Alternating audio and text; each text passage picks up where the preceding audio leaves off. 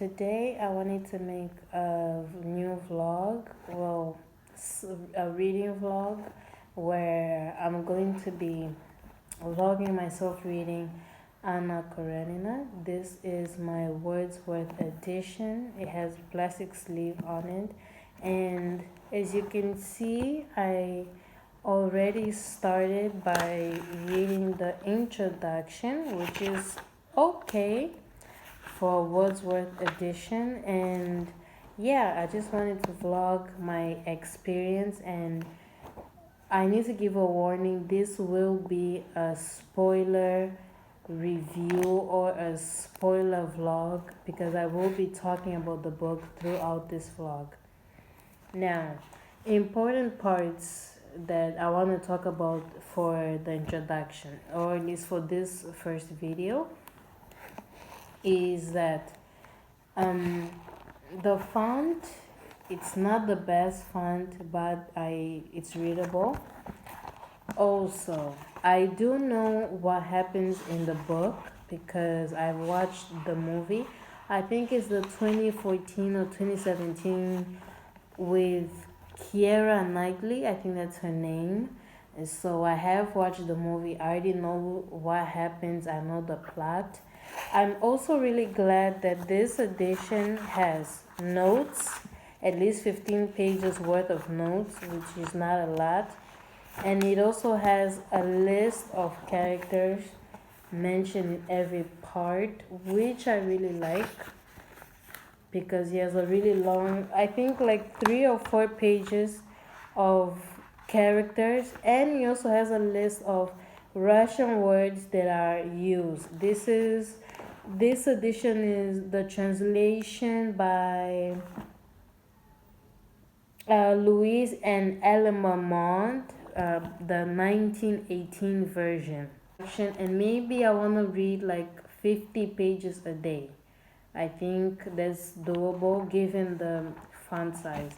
So yeah, let's get to the time lapse and watch me read and annotate. I'm sorry for the weird lighting. So I just finished reading the introduction and all of these yellow tabs, as you can see. It's basically parts of the introduction that I thought really interesting or important. Some of these parts I will be referring back to if I need. I also have a blue tab over here because on one of the parts of the introduction it has a quote from Karenin, Anna's husband, about forgiveness. So I just, instead of tabbing it here, I decided to just tab directly at the story. Now, the yellow tabs in the introduction doesn't have anything to do with the tabbing system for this book. It's a separate yellow tab. It doesn't really matter. So here I wrote a few things that I do already want to follow. Ignore this part because it's a whole mess, but anyways, the notes are here. So pink is for quotes. I only have let me show you. Okay, so I only have these sticky tabs. They has 5 colors. I tried looking for one that has at least like 7 to 8 colors just so I could tab and follow more themes in the story, but this is all I could find. So I'm just gonna have to work with this. So each tab might, or each color might be tracking 2 different things. So pink is for quotes, and then I have green for societal reference, class, marriage, country life, city life, and maybe I'll follow some more or add some more. Orange, or for antagonism, is basically me tracking the difference between Levin and Anna, where how certain decisions that Anna makes will lead her to her end, and decisions that Levin will make, they'll help him grow till the ending. And then there will be orange. And then characterization, which is basically an introduction of the character and about the said character. I think it's gonna be introduction and character development for like a few characters, like maybe Vronsky or Blonsky, Alexei, Anna's husband. Maybe that's what's gonna be. And it's going to be blue. That's why you can see here it's blue. Okay. Now let's read. Now that we're done with the introduction, I'm just gonna pass the biography. Part 1, Chapter 1.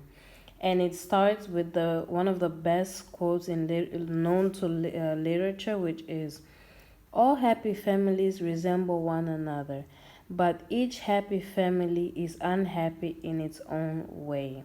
And you know I'm already about to tap this because, yes, famous quotes. So yeah, now we're just going to continue reading.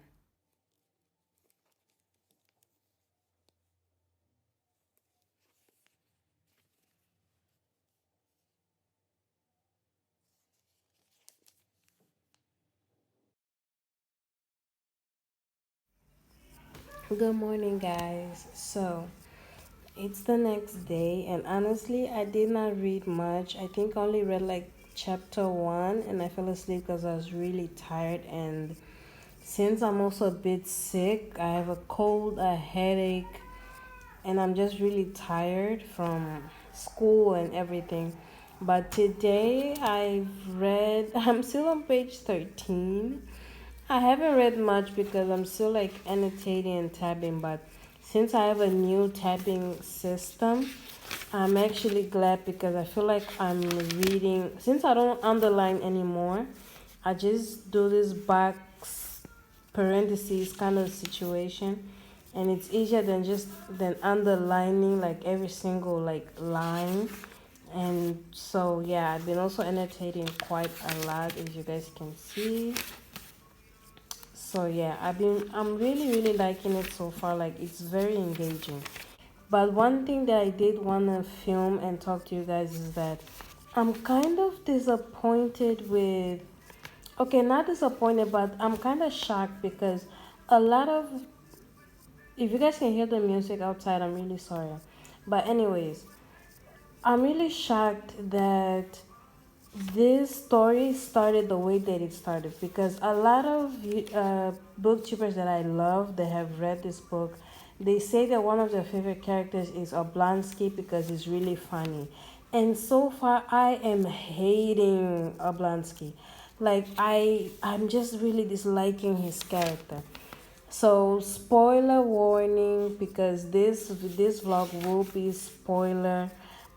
I mean, I will be talking about the book. Obviously, if it's a reading vlog, I have to talk about the book. So, anyways, it starts with Oblonsky like being upset because his wife found like a letter that he was exchanging with his like old governess and a woman that like used to take care of the kids and whatever. And the wife found out that he was cheating. So for 3 days, she locked herself in her room and she's upset and whatever. But one thing that I really hated that Oblonsky said was the fact that he said that he pitied his wife and um that he saw her as an old woman. Mind you, Oblonsky is 34 and Daria or Dali is 33. And this man had the audacity to call her old, to call her worn out, and growing elderly already. Like, yeah, you guys have 5 kids.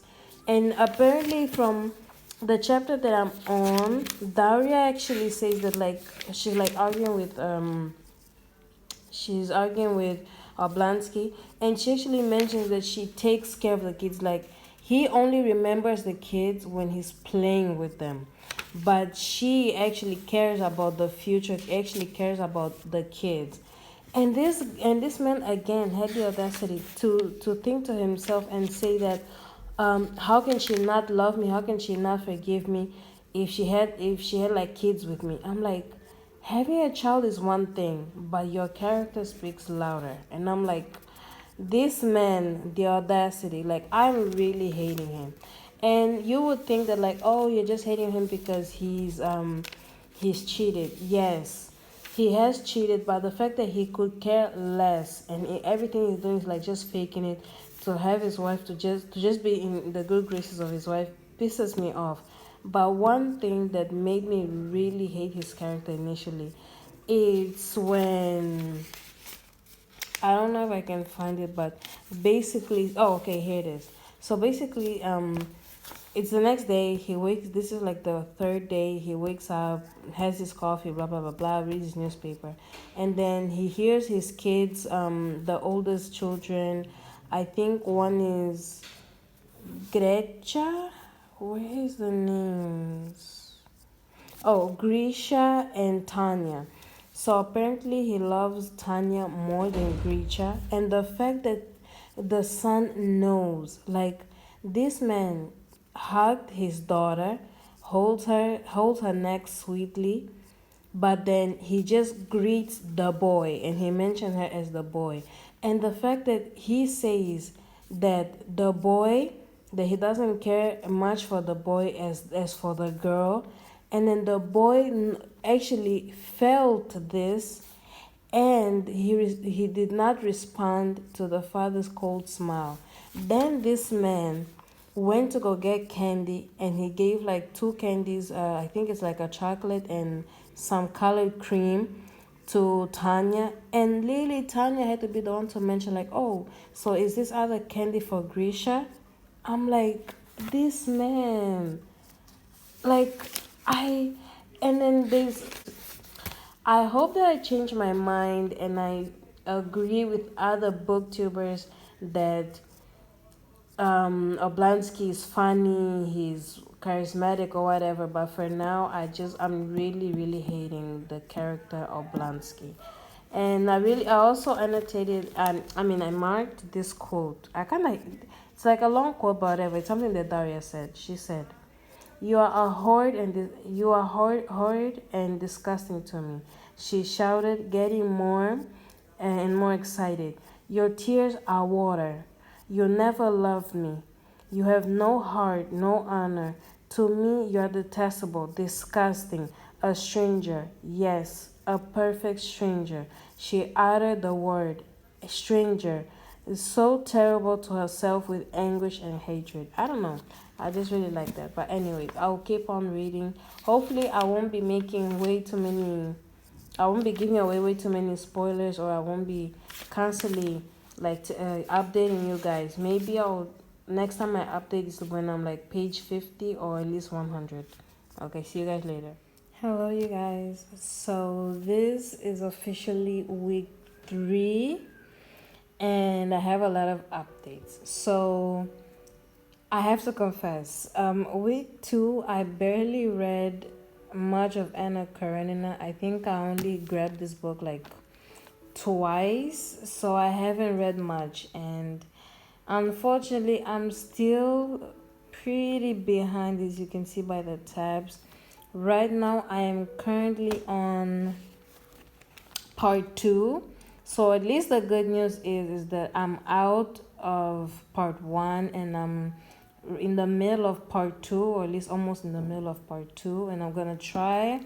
Today's Monday of the 3rd week of reading. I was supposed to finish book 2 on week 2, but that did not happen, and I have actually an excuse to give. So I on week 2 I didn't read a lot of Anna because I had to like read other books that I'm unhauling, because I just felt guilty to be giving away like 8 to 10 books and I haven't read any of them. So all of the books under 250 pages, I have been reading them. Some took me a few days, and some I was reading, starting and finishing on the same day just before I gave it away. And I'm really happy that I did that, because I not only just got my reading count up, I was also able to really learn a lot of things from the books that have been given away. Some of them are Christian books, some of them are, I haven't given anything classic, but I have been given like a lot of political philosophy, psychological books that I've had, and a lot of my medical books that I have in Spanish, I've given it away. So I've been trying to like read all of those, some of the books that I've given away, I've unhauled. So that's why I have not read a little bit of Anna. Now, my second excuse for not reading Anna on week two that much, it's because I all of my favorite parts of Anna has kind of already happened, and so I'm not really motivated to like go back and like and to continue reading, not go back, but continue reading, because the ball scene where Anna like dances with Vronsky all night already happened, and that was literally like my favorite part of the movie. And the fact that it happened in part one of book one of Anna kind of upset me, because I feel like all the good stuff that I was waiting to happen already happened. Especially the really nice scene where Anna is like going back to Petersburg, and she like gets out of the train and she sees Vronsky and they talk in the cold, or in the, yeah, in the ice or whatever, or in the snow, sorry. That already happened as well, and I'm just like, oh, okay, so we have all of this left, like what's gonna happen in all of this? And I'm also really upset because I just read like two chapters now. Oh, this part is coming out. I just read like two chapters now, and Anna has already slept with Vronsky. So I'm just like, okay. So we kind of went through like a little bit of her guilt phase, and I feel, and I even wrote here like Anna could like, she really had a chance to redeem herself, even when she slept with with Vronsky. I feel like the way she's feeling so guilty right now, I feel like she could still redeem herself. She could have just gone to her husband, confessed her sins, asked for forgiveness, and I think her husband would have taken her back. One thing that I also realized is that the portrayal of Alexei Karenin, like Anna's husband in the movie, it's so different from the portrayal of the Alexei in this book, because, or in the book, because he's actually really sweet. Like, I think that whenever it's an interaction between, like, maybe it's because I'm still in the beginning, there's still a lot going on that's gonna happen, but I feel like this man is really sweet and really gentle, like towards Anna, and very like understanding. There was a moment where he goes like to one of those like dinner things where high society does, to go eat dinner in someone else's house. So he comes in and he sees his wife sitting in a separate table with Vronsky, and she's like talking and laughing with him. The fact that he trusts his wife so much and it doesn't bother him, and it only bothers him when other people notice it, and he honestly just had her best interest at heart. It's not good when you're in in the middle of a place and you can see that everyone is looking and judging your partner. So I felt like it was very, he tried to speak to her, and she was like different. She even said it herself that for the first time she was like actually saying things without thinking. She was just saying everything that like popped in her mind. And the fact that she like thought that she was actually getting away with it with her lies was really dumb. And I really enjoyed, there's a scene here where she's thinking like, oh, I'm smarter than my husband, like the lies are rolling off my tongue so easily. I can actually, it's easy to lie to get away with things. And he was like, I can read through her, like I know her, so I can read through her that something is wrong, that she changed, that she closed herself off to him. And I was like, oh my gosh, that's a husband, he really does love her. And there's a part that he says, like he's talking to her, and he's like, Anna, is this you? And he like tries to talk to her, and tell her that he loves her, and she's like, what does he know of love? All of a sudden she acts like this guy is some villainous guy or some evil guy, and he's not evil at all. He actually does love his wife. He may not show it, so he may not show it, but like this man does actually love his wife. And also, a lot has happened in part one that I wanted to talk about, but like, I don't know, I just kept reading. Like, okay, I think the only update that I have to give on part one is that I don't really care for Kitty. I don't know how else to say it. Like, I just don't really care about Kitty. And I don't know what's up with that because I don't know. I feel like the only time I'm interested in what she has to say or any part that I'm actually interested in a scene she's in is when she's like talking about Levin or she's either interacting with Levin. Other than that, I don't really care for Kitty. Like at the start of chapter 2, I mean, sorry, at the start of not chapter 2, but part 2, she's like sick and whatever, and I'm just like, ugh, I don't really care about Kitty. Like, can we just move on?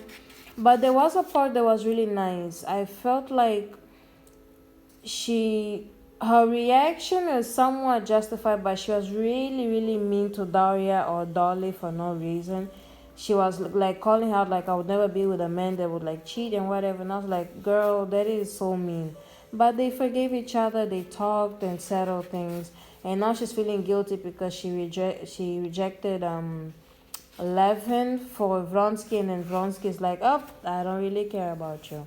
Another thing that I really liked about the ball scene in the book rather than in the movie is that there's this like special part in a ball where a woman or a man will like reserve a special dance for their partner or someone they like, and she rejected everybody in that ball in order to save the dance for Vronsky, and she thought that Vronsky was gonna choose her as well, but whoop, Vronsky chose no other than Anna, and that was really funny. Another thing is I love the duality between Dolly and Anna, because at the start of part 1, Anna comes in confident of herself at giving advice. Everybody loves her. The children hug her. The children just want to be with her. Kitty becomes like her groupie, like her fan or something. But then at the end of part 1, the roles are like reversed. Like Anna is shameful. Dolly has to be the one to like come to her and like console. Okay, so I don't know where I stopped in the last clip because somebody called me in the video like stop playing. But anyways, I was saying, like I don't know. I part 1 was more like introduction, which is understandable. But I feel like all my favorite parts already happened, so I'm not that excited to like read any longer. But I'm still gonna continue pushing forward. I'm gonna try and finish all of this today, like part 2, so that I can tomorrow I can start part 3 and I can get a move along, because I really want to get done with book 1, because there are it's divided by 2 books, and I mean 2 volumes and 8 parts, and I just really want to get done with this part because I don't know, I just want to get this over with. But anyways, so far it's still good. If I had to like rate it right now, I would still give it like 4 stars because it's really really good. There's not a lot of pink tabs for quotes, but there are really like a lot of good quotes that I've been loving. I have like a love and hate relationship with Anna. In part 1, I felt like there were times that I was reading Anna's emotions and thoughts, Kitty's emotions and thoughts. I was like, I actually forget that, oh my gosh, this book was written by a man. It really felt like it was a woman describing her emotions, her thoughts. And I was like, damn, Tolstoy is really good when it comes to like writing women. And I was really surprised. Like, this book is amazing.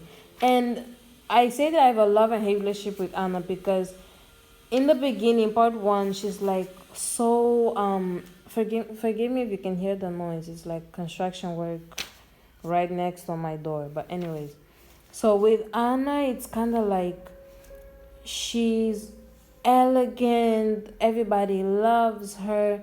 She knows how to like dress properly, how to present herself in different circles of society, and I'm just like, I was fawning over Anna myself. I was like, oh, I wanna be Anna. I wanna be Anna before the cheating, before she met Vronsky. I wanna be that type of Anna. Like I wanna dress good. I wanna present myself well. I wanna be eloquent. But now that her true self is coming out, I'm like, yeah, girl. Like everything, all of her beauty and everything is just going out the window. So, but I really want a tab that I can just follow Anna's actions, everything, like her development, just her herself, because it's really interesting to me. So far, I don't have a favorite character. I like Levin, but he's not my favorite. I don't have a favorite character right now. Everyone is kind of in the same boat with me because no one is perfect. By the description of the, how can I say, by the introduction of everyone, almost everyone in part one, I just feel like everyone has some like really good qualities and also a lot of flaws. Like even Levin himself has like this judgmental air of him.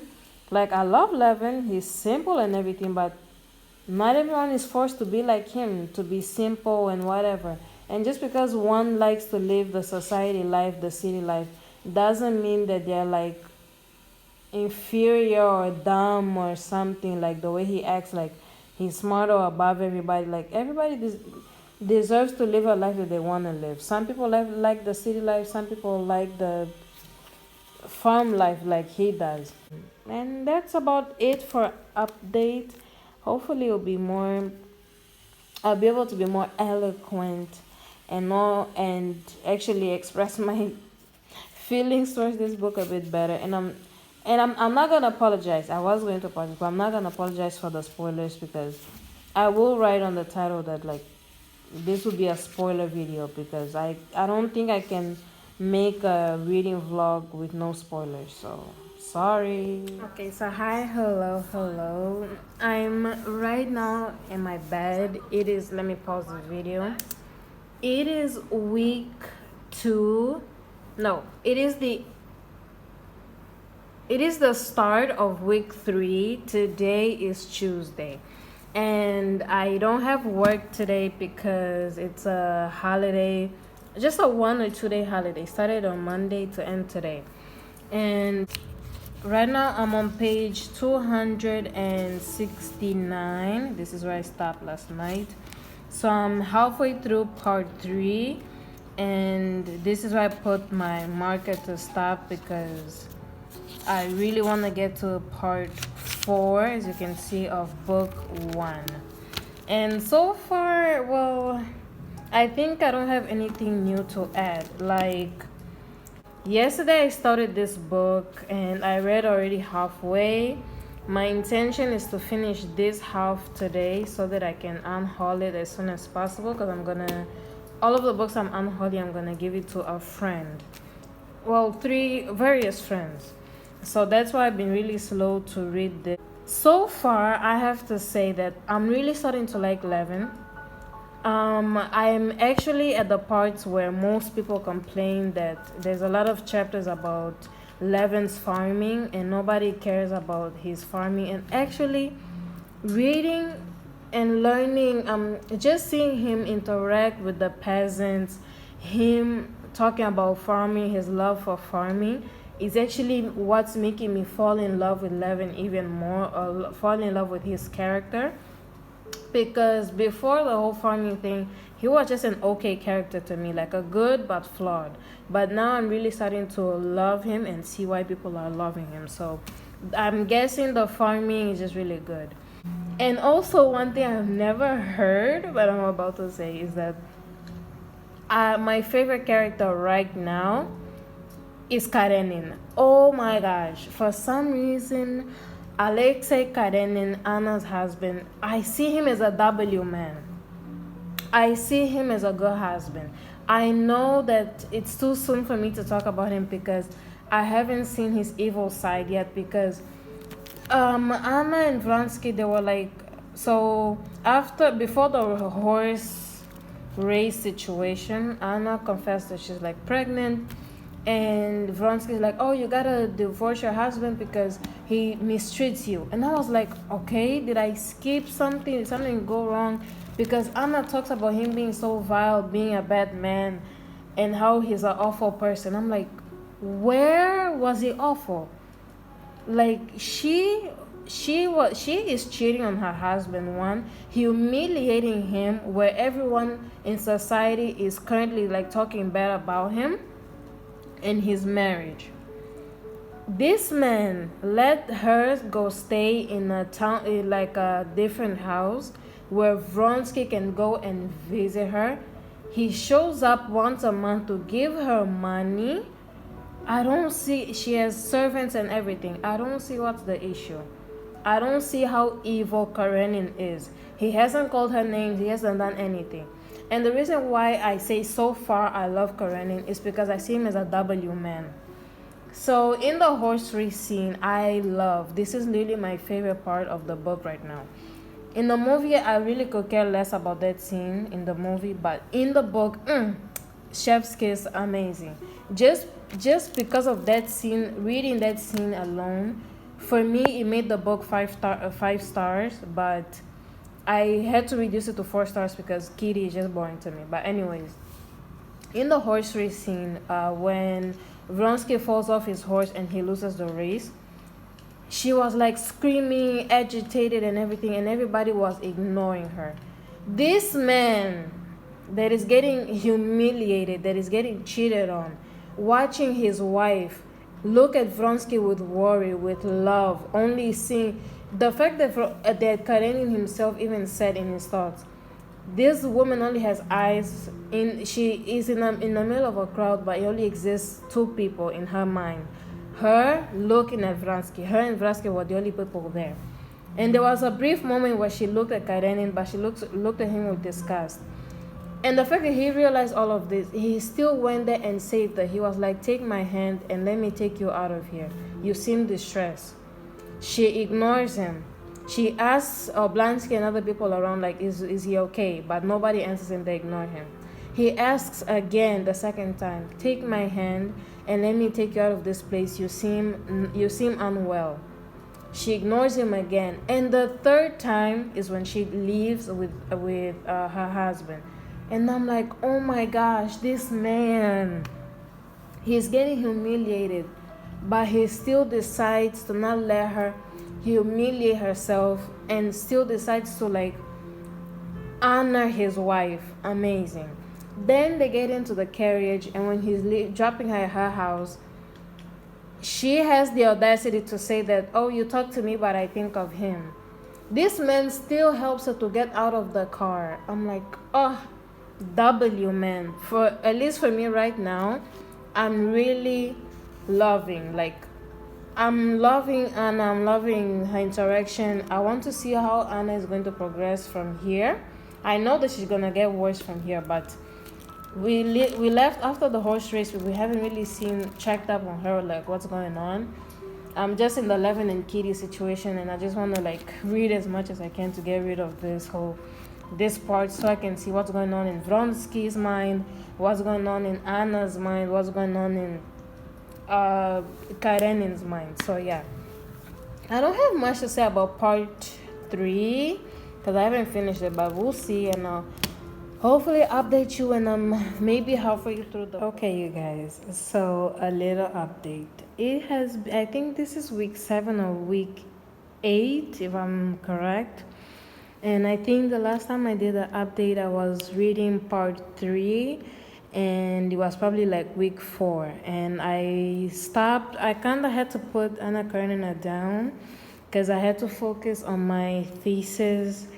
And so I haven't read for maybe like 2 weeks and a few days. And today is Sunday, which is already the end of the week, and I've only started reading now. So I'm officially a little bit, okay, let me show you. I'm officially past the halfway point of the book of Anna Karenina, and I have just finished part 4.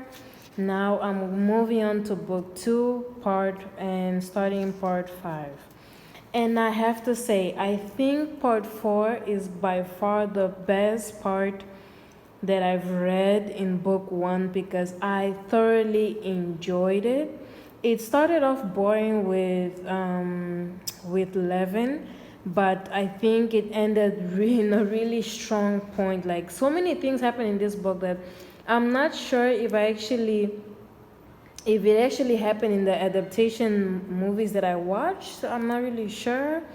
Eleven is still moping around the fact that he lost Kitty. I still don't care for the character Kitty. I'm sorry, but Karenin decides to proceed with the divorce. He even goes to see a divorce lawyer, and then what else happens? And then Oblansky like organizes like a dinner lunch situation where he invites where he invites basically Kitty, Levin, some friends, Levin's brother, and Karenin. And so in this dinner, a lot of debate is happening about women's rights and blah blah blah, women's ability to work and stuff like that. It was a really good dinner, and it was really sweet. What I loved about that dinner was the way that Kitty was able to like influence Levin, and the way that they were interacting, they were constantly blushing, look at each other, and also by the end, it was really so sweet. Levin proposes again to Kitty, and she accepts. And the way that she did it, and the way that he proposed, oh, it was so freaking sweet. I did not see it coming. If you haven't read the book yet, you probably should not be watching this book, but I will not say what exactly happened or how he proposed. But if you have read this book, you already know how he did it, and I found it to be really, really sweet and romantic. So I really love seeing the interaction between Kitty and Levin. I'm really loving how Levin is becoming a better character. The more I get into the story, I feel like he's maturing. He's becoming a better man. He's judging people less, because even there was a part where he was like saying how he doesn't like a certain character that is like that he was having a conversation with, and then Kitty's like, "Oh, I like him.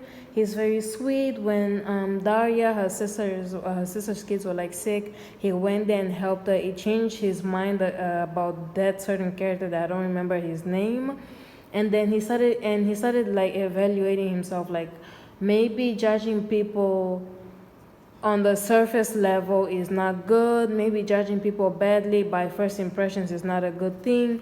And yeah, I just really like the way that Levin changes when he's with Kitty, how he's more positive, how he's more even confident in himself. But let's get into the meat and greedy and delicious, delicious part that I really, really love. I love Karenin. Karenin is probably my favorite character so far. I love reading about him. Whenever he's like having like thoughts or whatever he's doing, I want to know whatever he's doing. I freaking love Karenin. I think he's like the best character in the book so far. I really don't understand how other YouTubers they would say that Karenin was so mean, was so bad. Yeah, there is a part in part four where he's like arguing with Anna because Anna had the audacity to invite Vronsky to go and see her at Karenin's house, which obviously was very disrespectful, and he was furious about it. And I actually like agree with him. He was super disrespectful, but he like pushes and maybe presses on Anna's arm like a bit roughly. So obviously I don't condone